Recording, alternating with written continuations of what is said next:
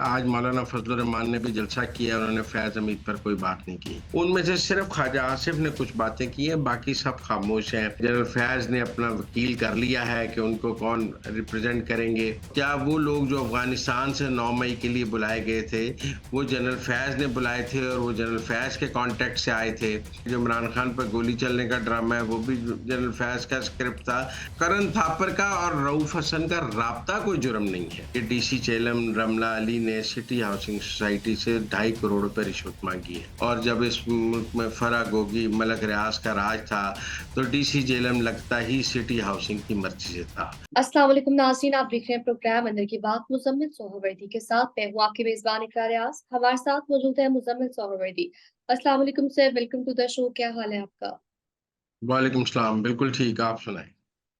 मैं ठीक हूँ, अल्लाह पाक का शुक्र है। सर, आज के हमारे जो शो के टॉपिक्स हैं वो काफी दिलचस्प है। फैज़ हमीद को हम बात करेंगे, फिर उसके बाद सर रऊफ हसन और ये जो भारतीय सहाफ़ी हैं करण थापर, उनके दरमियान ये जो ताल्लुकात हैं, व्हाट्सएप चैट है, वो मंजर आम पर आई है। फिर उसके बाद sir city housing society Jhelum, इस मुतालिक भी आपसे अंदर की बात जानेंगे, अब क्या उस पर पेशरफ्त हुई है। पहले टॉपिक की जाने पड़ते हैं सर। अब आप फैज़ हमीद का ये जो टॉपिक है, जो हर जुबानी ज़द-ए-आम मुतालिक आप क्या कहेंगे? देखिए, फैज हमीद पर एक बात तो आप समझें कि पाकिस्तान आज मौलाना फजल रहमान ने भी जलसा किया। उन्होंने फैज हमीद पर कोई बात नहीं की। बिलावल भुट्टो ने फैज हमीद पर कोई बात नहीं की। नवाज शरीफ ने फैज हमीद पर कोई बात नहीं की। बिलावल ने फैज हमीद पर कोई बात नहीं की। जो पाकिस्तान की एमक्यूएम ने फैज हमीद पर कोई बात नहीं की। बड़ी सियासी क्यादत जो है, वो अभी भी फैज हमीद पर तबसरा करने से इज्तनाब कर रही है। और सब ने अपनी-अपनी सियासी जमातों की बी क्लास लीडरशिप को इसके ऊपर छोड़ दिया है। उधर से शर्जील इनाम मेमन ने की, इधर से अता ख्वाजा आसिफ साहब लगे हुए हैं, उधर से और लगे हुए हैं। लेकिन जो मेन लीडरशिप है, जो फैज़ साहब के साथ राब्ते में रही, उनमें से सिर्फ ख्वाजा आसिफ ने कुछ बातें की हैं, बाकी सब खामोश हैं। सब कहते हैं बिलावल के पास बहुत राज़ हैं फैज़ साहब के, लेकिन बिलावल खामोश हैं। उधर सब कहते हैं कि नवाज शरीफ और शहबाज शरीफ के पास फैज़ की बहुत बातें हैं, लेकिन वो भी खामोश हैं। तो सब मेरा ख़्याल है जो पाकिस्तान की बड़ी सियासी क़यादत है, वो तेल देख रही है, तेल की धार देख रही है कि मामला किस तरफ जाता है और कैसे जाता है।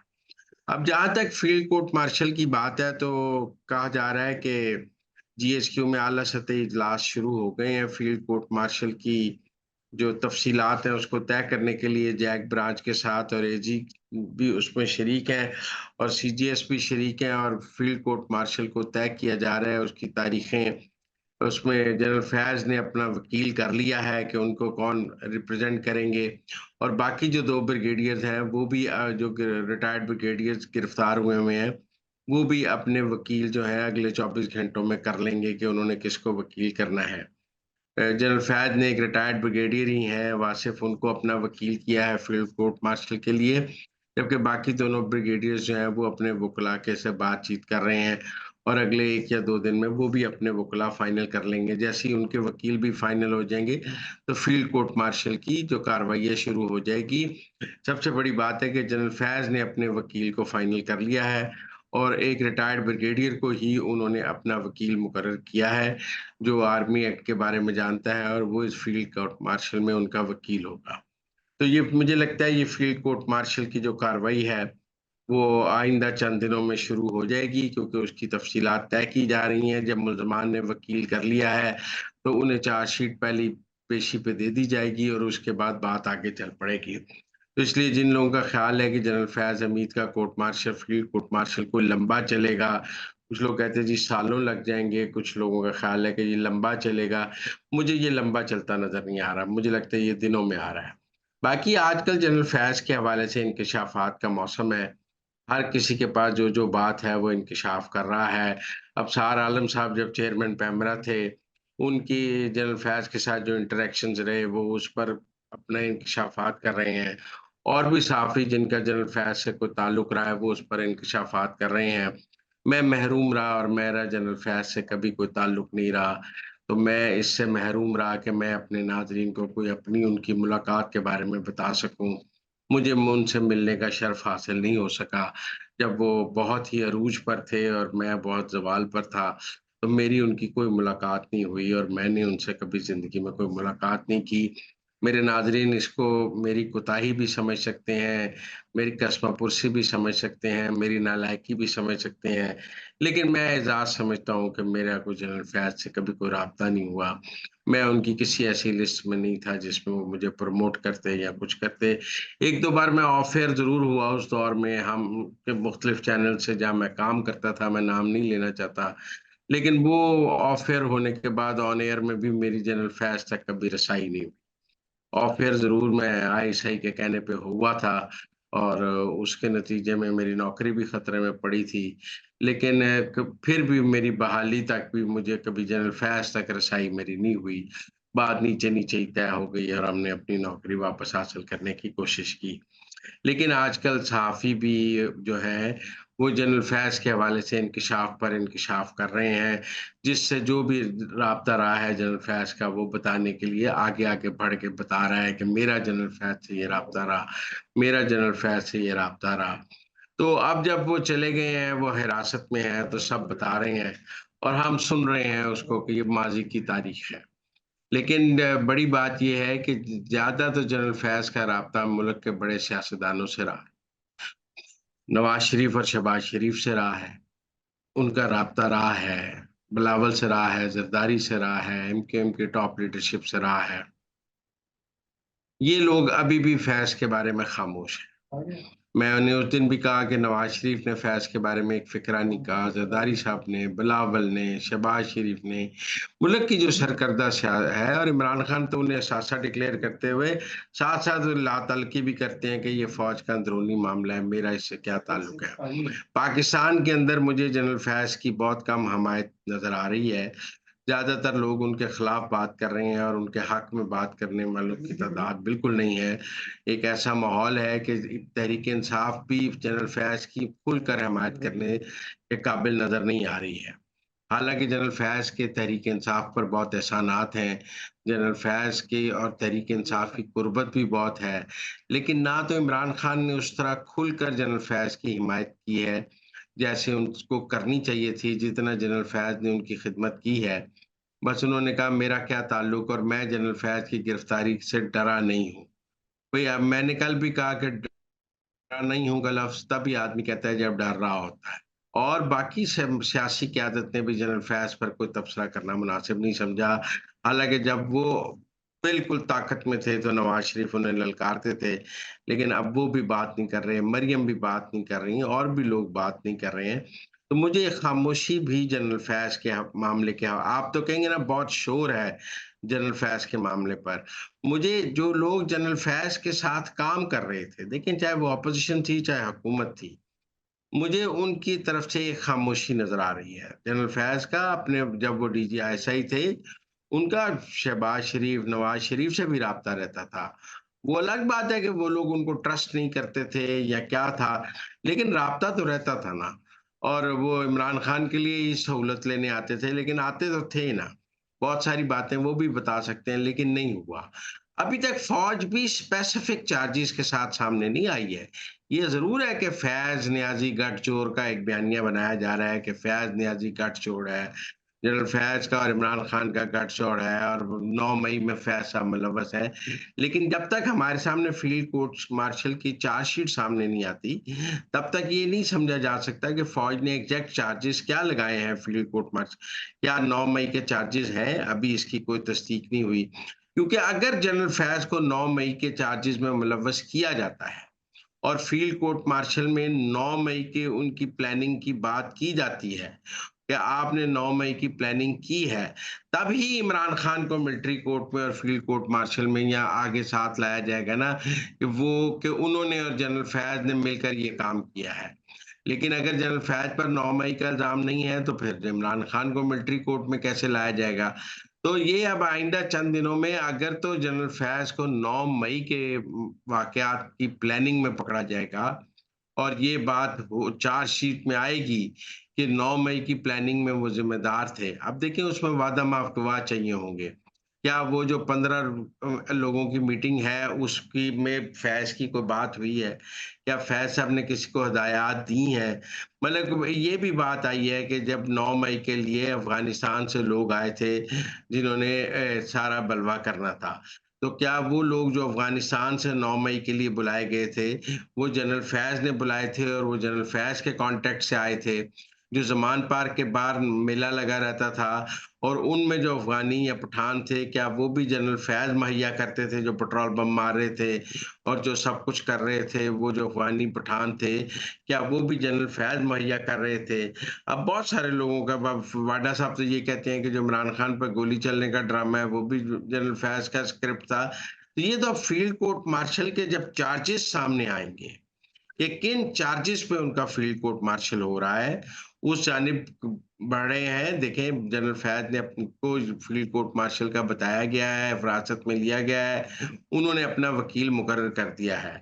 अब जैक ब्रांच ने और एजी ने सब ने मिलकर चार्जेस फ्रेम करके उनको पहले दिन जब इसकी फील्ड कोर्ट मार्शल की समाअत होगी तो चार्जेस देने हैं।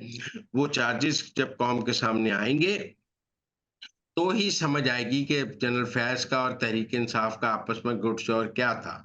ये ज़रूर है कि मतलब इमरान खान की और फैज़ हमीद की जेल में बातचीत हो जाती थी, पैगाम रसानी मौजूद थी, इंस्ट्रक्शंस मौजूद थीं। क्या आसिम मुनीर के खिलाफ जो इमरान खान ज़ुबान इस्तेमाल कर रहे थे, वो फैज़ हमीद के कहने पे कर रहे थे? क्योंकि फैज़ हमीद के पकड़े जाने के बाद तो नहीं वो कर रहे, ना ट्वीट आ रहे हैं। हैरानगी की हम्म। बात है, अब तो जिब्रान इलियास का ट्विटर भी खामोश है। उनके ट्वीट उनके हाथ से भी सिर्फ आदिल राजा लगा हुआ है कि जी लंदन में डीजी आईएसआई आ गए हैं और मुझे गिरफ्तार कराने आए हैं। डीजी आईएसआई लंदन गए हैं। देखें, इस वक़्त लंदन को खुद सोशल मीडिया से बहुत खतरा हो गया है। एक वेबसाइट चलाते हैं लाहौर के एक फरहान आसिफ साहब। उन्होंने फेक न्यूज़ लगाई कि जी और उस फेक न्यूज़ के नतीजे में लंदन में फसादात हो गए हैं। लगाई उन्होंने लाहौर से बैठ के।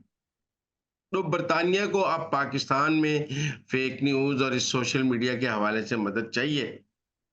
जवाब में पाकिस्तान को बरतानिया से मदद चाहिए।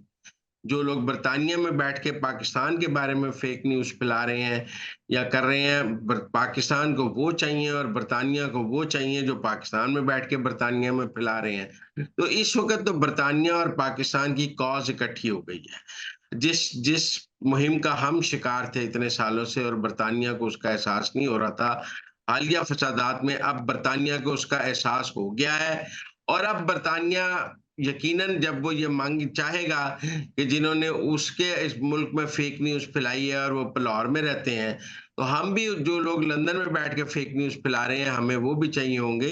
तो मुझे लगता है दोनों तरफ लोगों के कानून में गिरफ्त आने का मौका आ गया।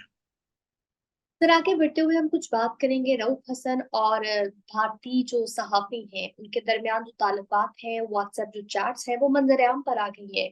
और ये जो पाकिस्तान मुखालिफ प्रोपेगेंडा है भारत की जानिब से जो किया जा रहा है उस पर भी अब काफी सर बहस हो रही है। इस मुतालिक आप क्या कहेंगे, अंदर की बात क्या है? लेकिन बज़ाहिर तो करण थापर से राब्ता रखना कोई ऐसा मेरे ख़्याल में जुर्म नहीं है। अब बिलावल जब आगरा में गए थे एससीओ समिट में, तो उन्होंने करण थापर को इंटरव्यू भी दिया था।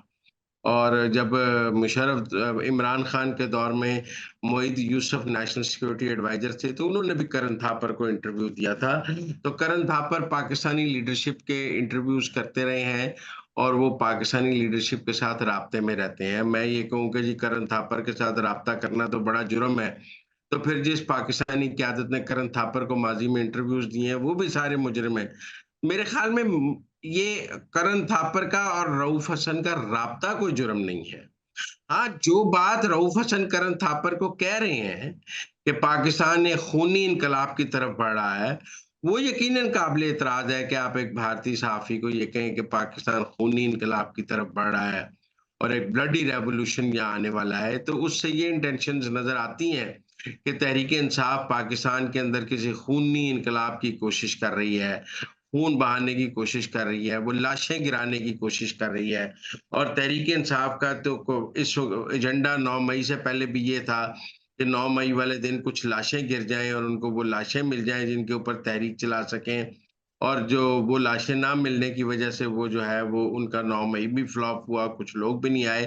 तो वो जो करण थापर को पाकिस्तान के ब्लडी रेवोल्यूशन की बात कर रहे हैं, उससे मुझे तहरीक इंसाफ के डिजाइन और उनके मजमूम मकासद जरूर समझ आते हैं कि वो पाकिस्तान में लाशों की सियासत करना चाहते हैं, खूनी इनकलाब की बात कर रहे हैं, और उनके नजदीक किसी भी तरह लाशें गिर जाए, खून गिर जाए, तो उन उन इनकलाब आ जाएगा। तो मेरे ख्याल में उन जो इंटेंशन है रऊफ हसन की, या वो जो फीड कर रहे हैं इंडिया को पाकिस्तान का चेहरा, वो कोई पॉजिटिव नहीं है, और वो इंडिया के आगे पाकिस्तान को बदनाम करने की कोशिश कर रहे हैं, जो कि कोई अच्छी बात नहीं है। आप करण थापर को इंटरव्यू दें, पाकिस्तान के पॉजिटिव इमेज के लिए दें, तो बहुत अच्छी बात है।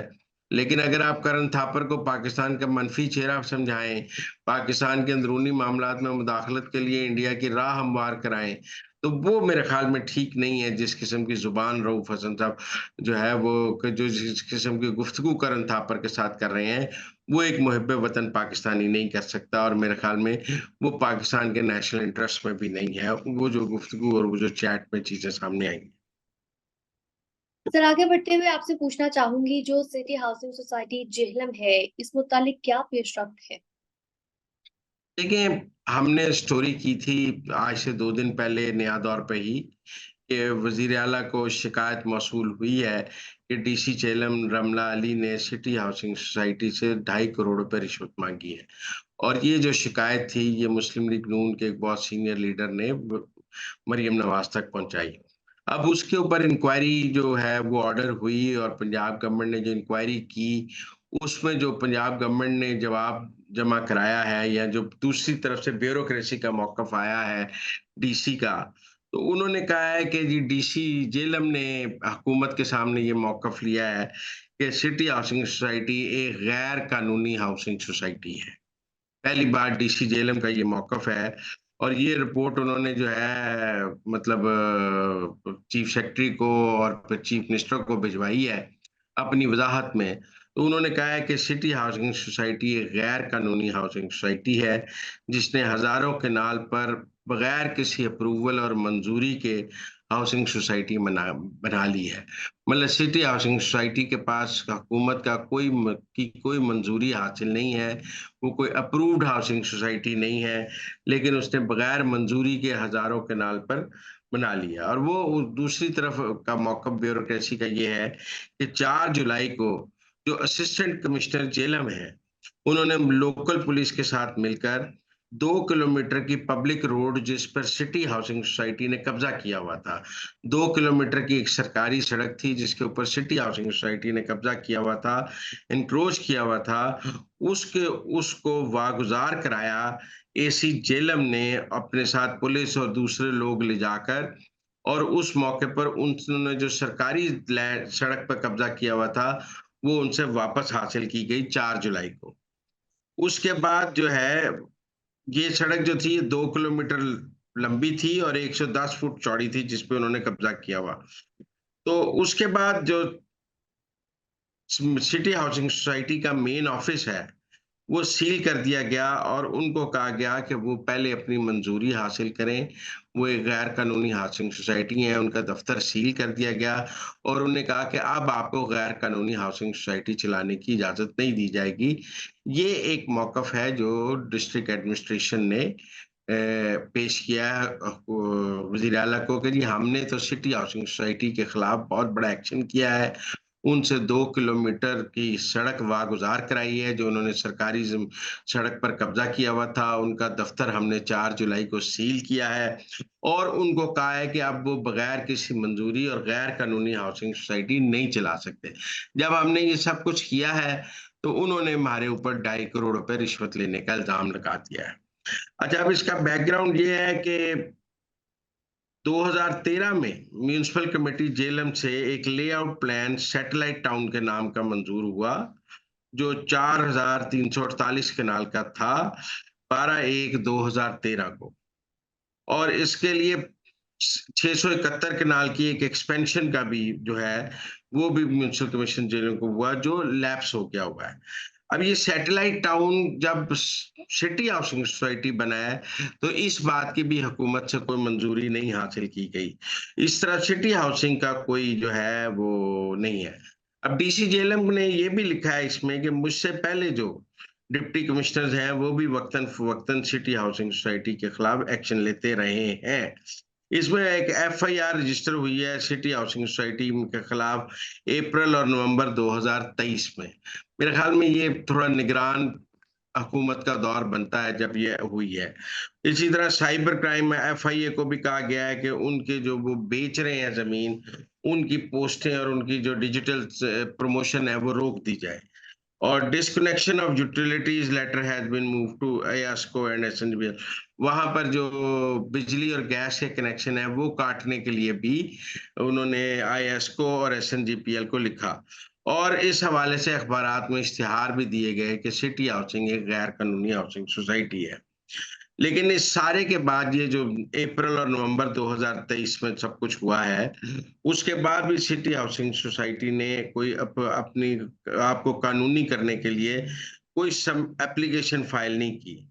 उनको बहुत से नोटिस दिए गए और उनको इंटीमेशन लेटर लिखे गए, लेकिन वो 4/6 को उनको एक और कहा गया, लेकिन उन्होंने कोई अपना जो लेआउट प्लान और जो मंजूरी है वो जमा नहीं कराई। तो अब डीसी साहबा का और कई मौकफ है कि मेरे एसी ने उनका दफ्तर सील किया, सड़क वागुजार कराई, तो उन्होंने मेरे ऊपर 2.5 करोड़ रिश्वत का इल्जाम लगा दिया है। लेकिन ये हकीकत है कि सिटी हाउसिंग जो है वो डीसी जेलम के लिए हमेशा से एटीएम की रही है। जितने भी डीसी रहे हैं जेलम में, उनका बड़ा एटीएम जो है वो सिटी हाउसिंग रहा है, क्योंकि उसके पास मंजूरी नहीं है, वो गैर कानूनी तौर पे काम कर रहे हैं। लिहाजा वो डिस्ट्रिक्ट एडमिनिस्ट्रेशन को पैसे लगाते रहते हैं और अपना काम चलाते रहते हैं। जो अव्वल तो ये भी कहा जाता है कि माजी में वो डीसी जब मलक रियाज साहब का तूती बोलता था, क्योंकि सिटी हाउसिंग सोसाइटी जो है वो मलक रियाज साहब के दामाद की है, मेजर आमिर साहब की। तो जब उनका तूती बोलता था और जब वो फराह गोगी के साथ बहुत सेट थे और जब इस मुल्क में फराह गोगी मलक रियाज का राज था, तो डीसी जेलम लगता ही सिटी हाउसिंग की मर्जी से था। जो सिटी हाउसिंग वाले चाहते थे वो बंदा ही डीसी जेलम लगता था और फिर वो उनको गैर कानूनी हाउसिंग सोसाइटी चलाने देता था।